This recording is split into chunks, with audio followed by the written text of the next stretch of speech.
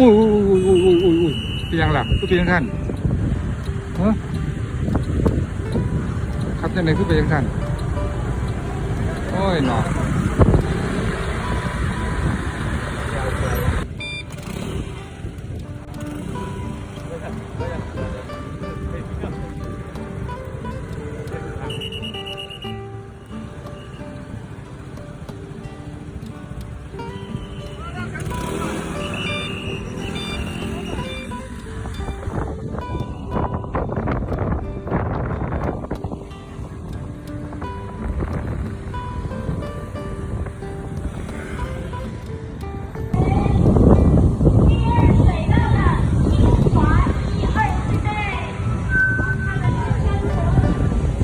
มันเดี๋ยวเขาใส่ย่างเดียวไม่ไปเขาไปในงานเลย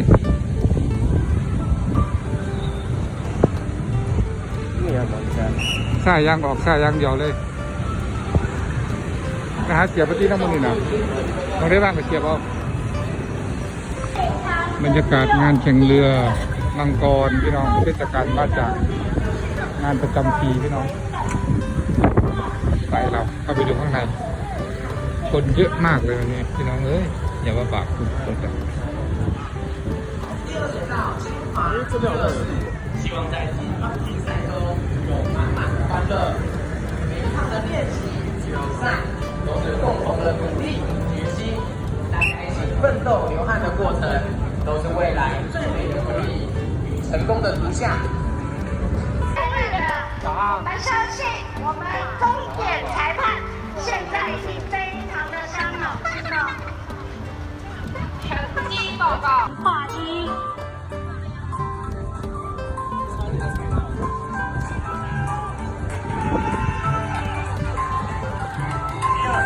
好，即将通过舞台中央的是第二水道启航龙舟队。我们请队员们跟大家挥挥手。โอ้เอาไปหนึ่งเขาถ่ายแจ้งเกี่ยวแจ้งข่าวไปน้องถ่ายอยู่หันหลังปีหน้าเจอกัน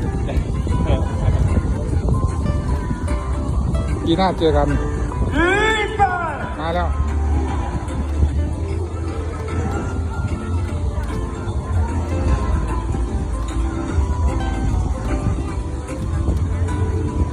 เข้าที่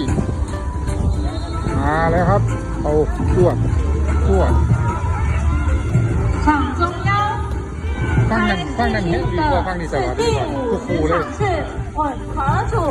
第一水道 PV， ทางนั้นมาเล่นกว่าตลอด我们 เลย 的 DRC 队，第二水道新丰太极队，请场内观众为他们加油！第一圈论坛铁人队是由一群热爱运动的医护人士所组成。DRC Delta Running Club， 这是我们台达电中立健身路跑社。新丰乡太极队是由太极拳协会一个公益团体组成，配合政府推动全民运动。主席的，哎呀妈的，เอาแห้งเลยเอาแห้งเลย组成团队来参加龙舟比赛。50เมตรสุดท้าย50เมตรสุดท้าย两队都即将到达终点，我们大家眼光看到我们的国标处，标手都已经准备位置。โอ้ฟังใส่国标，โอ้เอาฟังนี้ได้กี่ก่อนฟังนี้ได้วะ ฟังบนได้ เอาแมนบอกไอ้ผมฟังผู้จับทุ่งในฟันบอกอ๋อผู้ได้ขวดทุ่งในฟันผู้เด่นชนะพี่น้องทุ่งแดงอ๋อผู้เด่นบอกขวดทุ่งแดงมาเลย ฟังใส่เร็วกว่า แมนบอก在地的老队伍，红毛港三村福德协会石河队对上第二水道金堂长兴队。กินฮอดกอดครับผมกินฮอดเด้อกินฮอดกอด目前经过舞台前方的组成，汇聚了会内的热情伙伴，展现了新竹县青年的活力与统一的战力。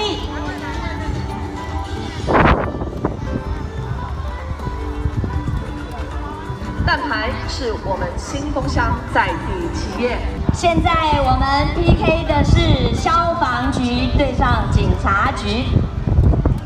好，刚才啊，两位局长都跟我说，我们刚才播报的时候开玩笑而已啦哈。我们这两个队伍为了人民的福祉，为了我们的公安，绝对以人民为优先。所以呢，我们今天展现在这里，是要让我们看到了另外一个我们的风范，但是我们坚韧不拔、努力向前的精神，就是我们观众朋友们给予掌声的时节了。现在要通过我们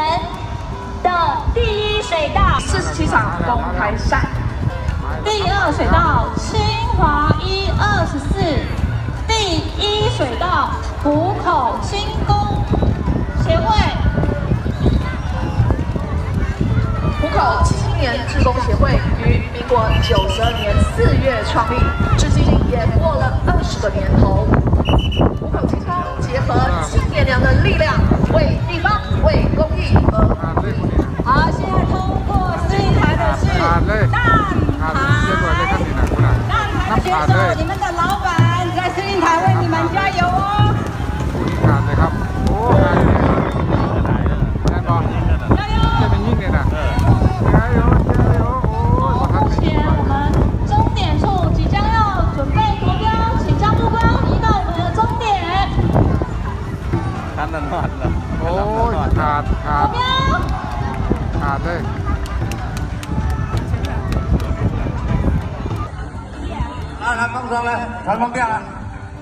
好，我们的阵势非常的紧张。注意哦，注意哦！我们所有的观众先交代我们的起点码头的裁判。爸爸，他们要去检路了。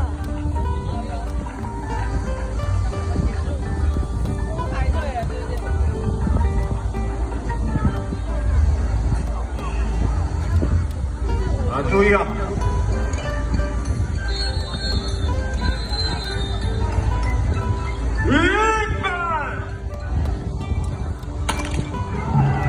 好，枪声响起，鼓声隆隆，我们第53场次的比赛出发。第53场次第一水道是我们的新塘长兴队。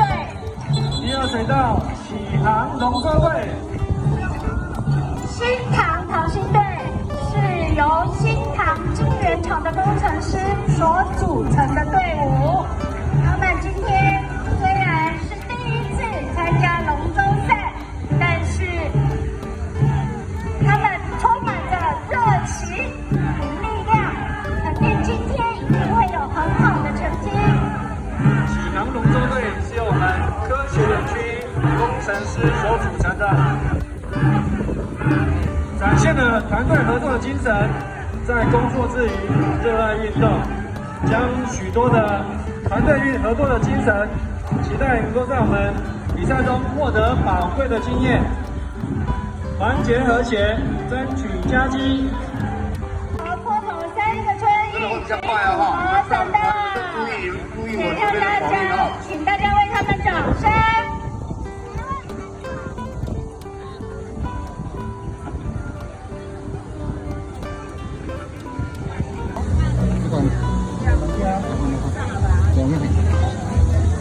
好啊，3个送回去了，好送了。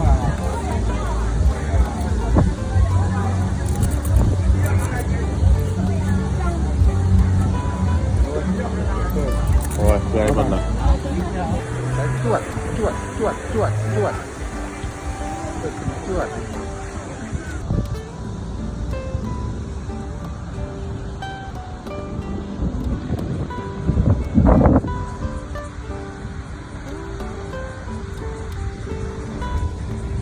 โอ้ครบถูก